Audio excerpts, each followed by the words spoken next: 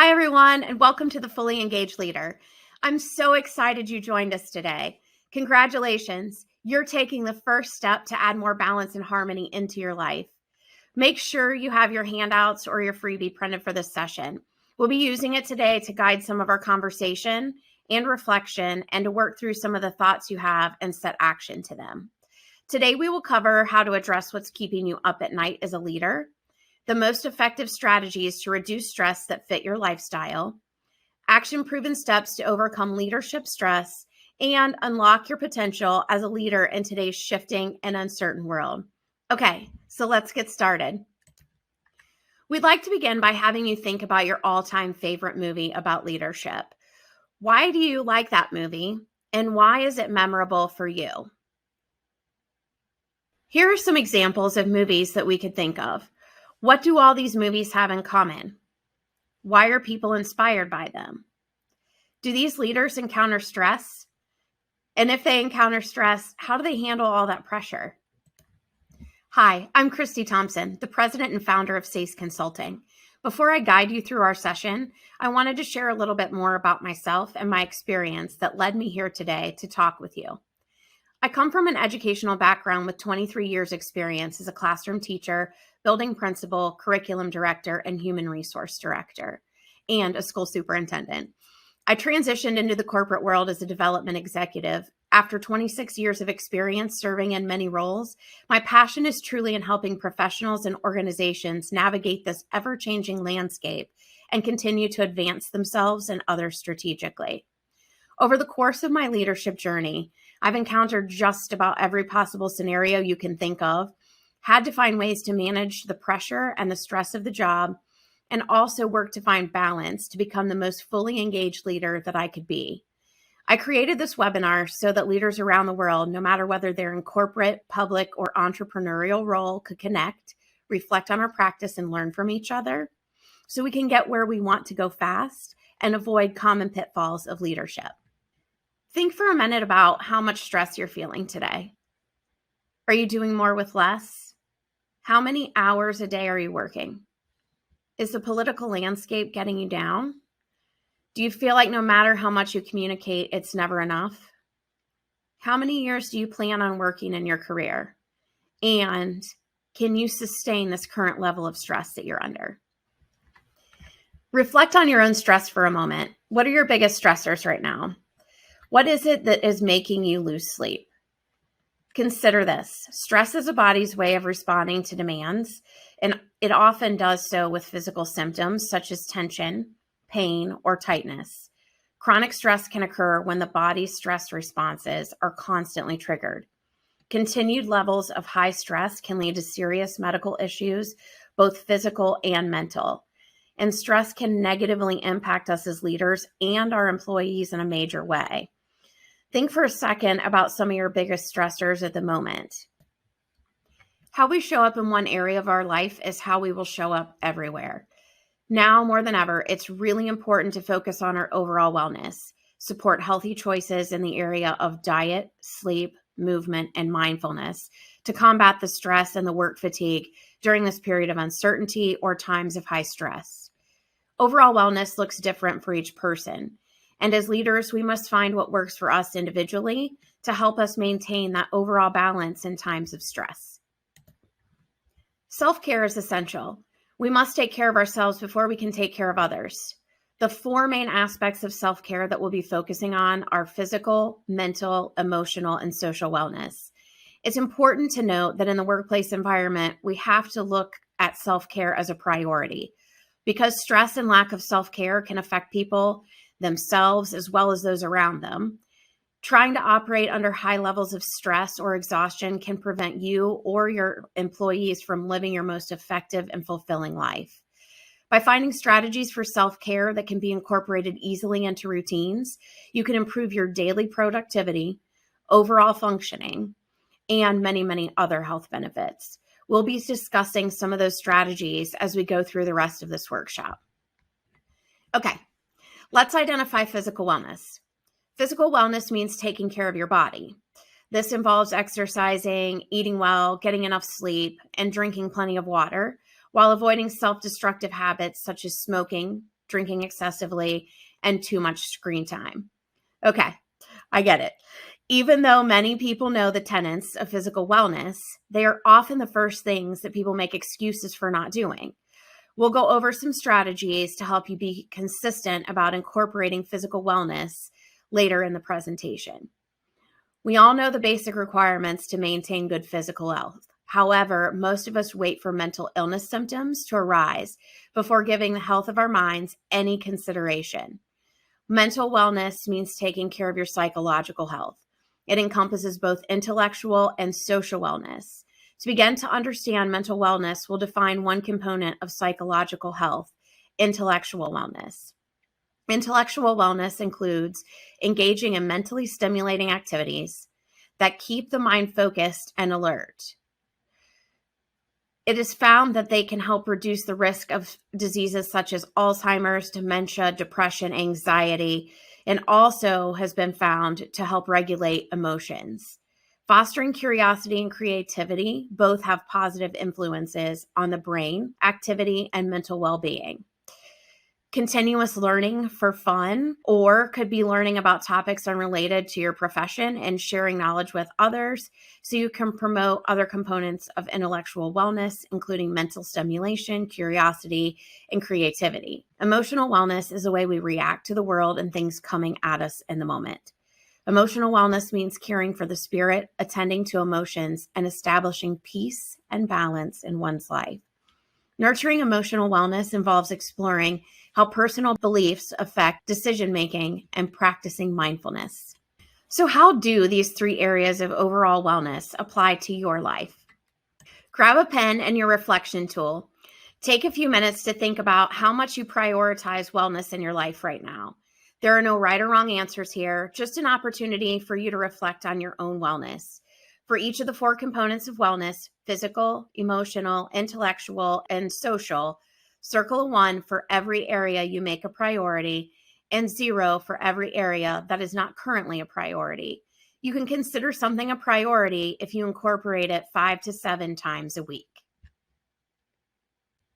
Okay, take a minute, pause the video, add up your scores for each wellness area, and reflect on the following questions. Number 1, which area of wellness is a strength for you?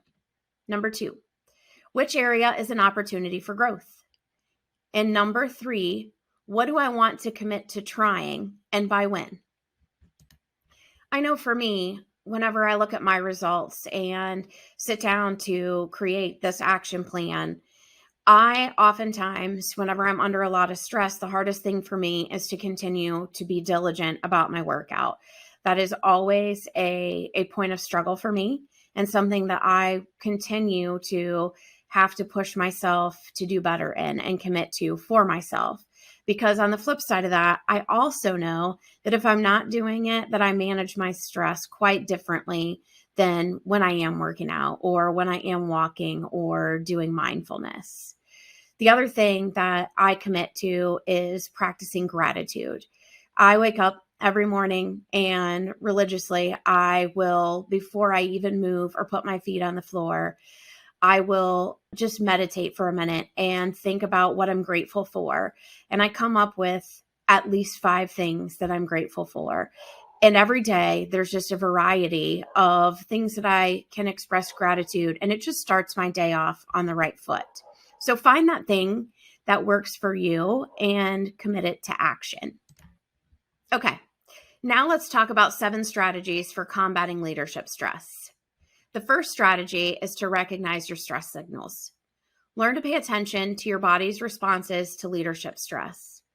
What triggers a feeling of stress, and what are your psychological responses? Do you feel your heart rate going up? Do you get hot? Do you clench your jaw? The sooner you recognize your body going into stress mode, the sooner you can take action to manage it. Number 2, incorporate health and proper diet into your schedule. A healthy pursuit of exercise helps leaders reduce their anxiety. It improves their sleep. It boosts immunity from colds and the flu. Exercise and dietary changes can support brain health, but are more sustainable when they're incorporated slowly. Begin by adding more fruits and vegetables into your diet while reducing added sugars, fats, and sodium. Then make a commitment to exercising at least 30 minutes twice a week. The third strategy, maintain boundaries between home and work life. This is hard for a lot of leaders, but this starts by setting expectations. Share your work hours and preferred communication channels with your team. Control as much as you can of your schedule and live with intention at work and at home. Strategy 4, enlist a coach to help you stay on track. A coach can support you and help you uncover ways to boost your energy, maximize your time, and together you can determine which of your responsibilities are essential, which ones are patterns of behavior that you've created and they may not be necessary, and other things that you may not notice or your blind spots. Strategy number 5, create your own personal board of directors. Make sure you have a support group in place that's helping you positively cope with stress and leadership. This diverse group can provide different types of support and should include your peers, your boss, a family member, and a trusted friend.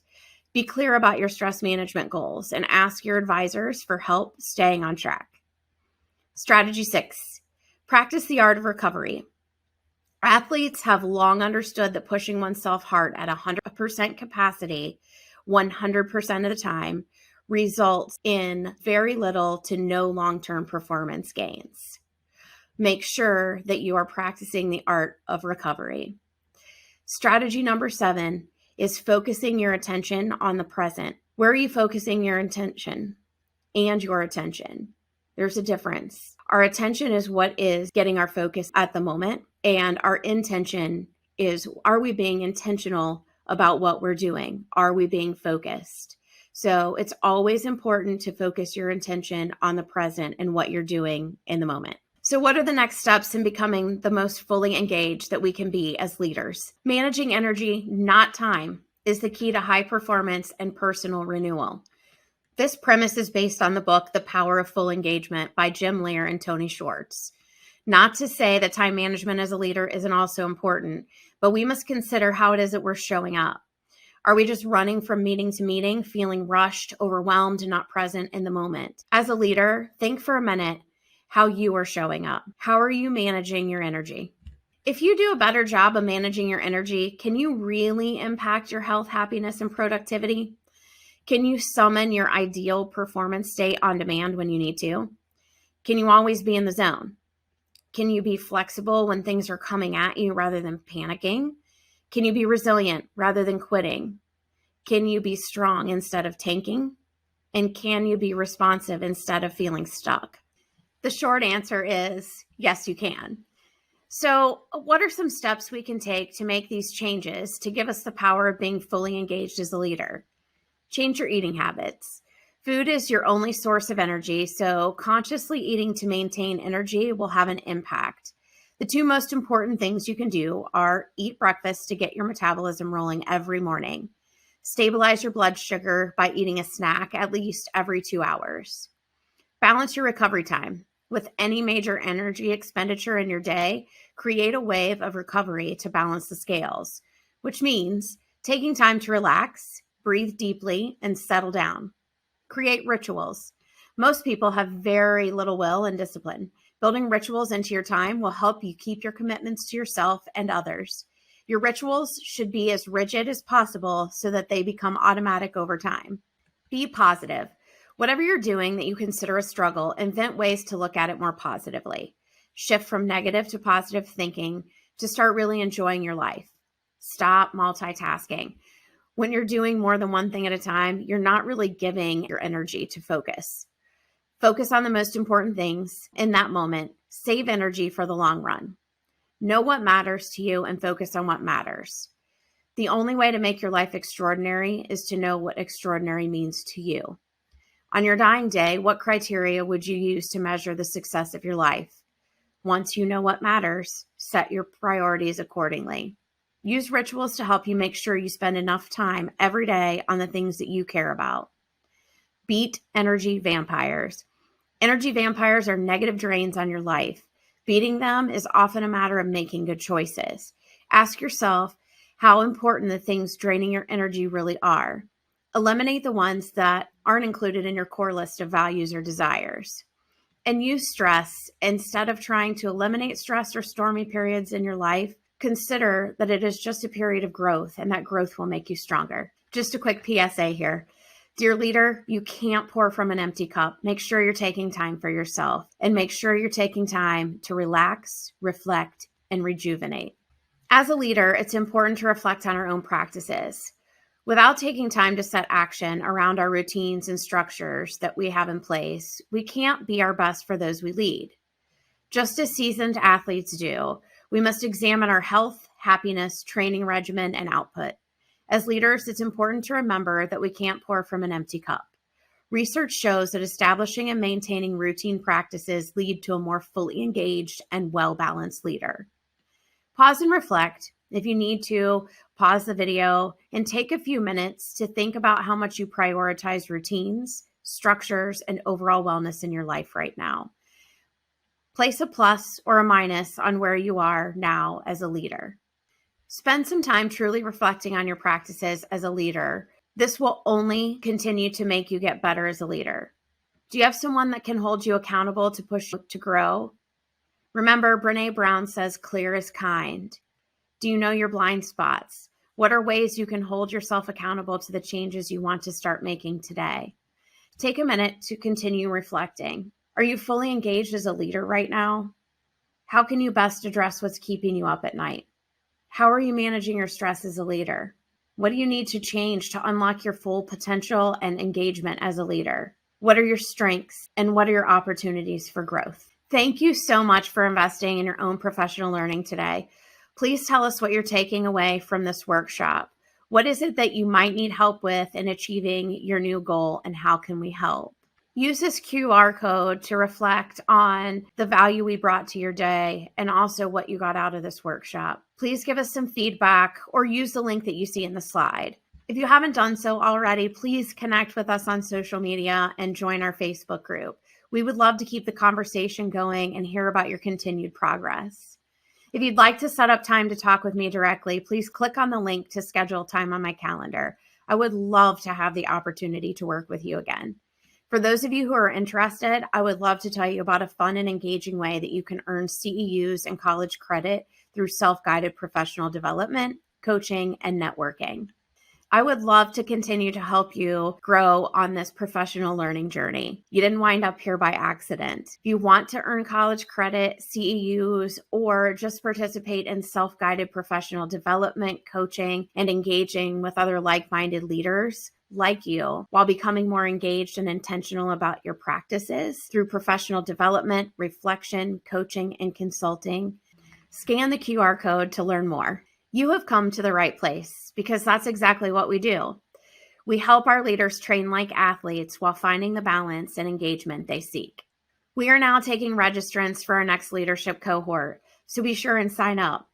The Fully Engaged Leadership League Coaching Program is designed to help new and seasoned leaders unleash the potential in themselves and others, cultivate high-performing teams, and become a more versatile leader who can fully engage those they lead by immersing yourself in self-assessments, real-world problem-solving, reflection, professional learning, coaching, and feedback from colleagues and peers.